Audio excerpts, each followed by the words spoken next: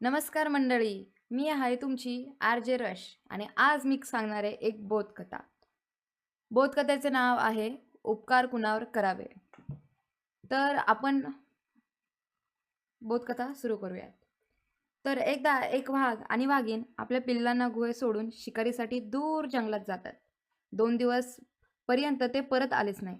इकडे पिल्लांना खूप भूक लागली. कलकल ऐकून एका बकरीला त्यांची दया आली. तिने वाघिणीच्या पिल्लांना आपले दूध पाजले. पिल्लांच्या जीवात जीव आला. आता बकरी रोज नेऊन त्यांना दूध पाजू लागली. एक दिवस पिल्ले पोट भरल्यानंतर मस्ती करू लागली. तेवढ्यात तिथे वाघ आणि वाघीण परतले. बकरीला पाहून आयती शिकार मिळाल्याच्या आनंदाने तिच्यावर वाघ झडप घालायला. इतक्यात वाघिणीची पिल्ले म्हणाली, आई बाबा, या शेळीने आम्हाला दूध पाजून मोठे केले. ही नसती तर आम्ही मरून गेलो असतो. हिचे आपल्यावर खूप उपकार आहेत. तुम्ही तिला मारू नका. पिल्लांचे हे ऐकून वाघ खुश झाला आणि तिला म्हणाला, आम्ही तुझे उपकार विसरणार नाही. आता तू स्वतंत्रपणे आनंदाने जंगलात एकटी सुद्धा वावरू शकतेस. कुणीही तुला त्रास देणार नाही, ह्याची मी ग्वाही देतो.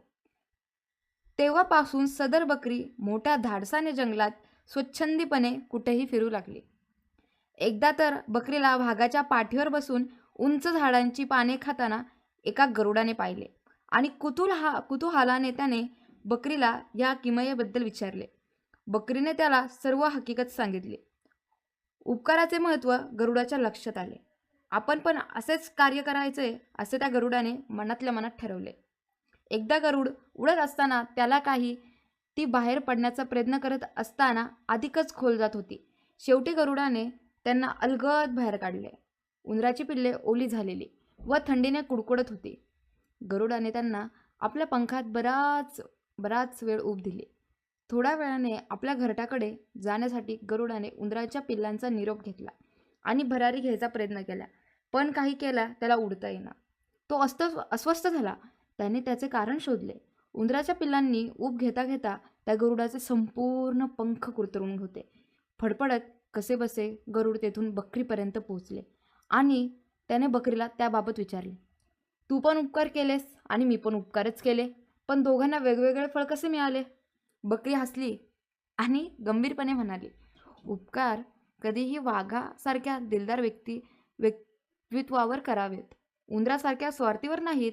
कारण स्वार्थी लोक आपल्या स्वार्थासाठी करिता दुसरा पर्याय शोधत असतात.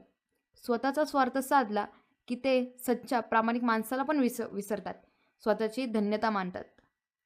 या गोष्टीवरनं असा बोध होतो की आपण एखाद्याला मदत करावी. हे खरे असले तरी आपण ज्याला मदत करतोय तो त्या किती लायक आहे हे बघून करावी. प्रत्येकजण मदतीचा लायकीचा नसतो. धन्यवाद.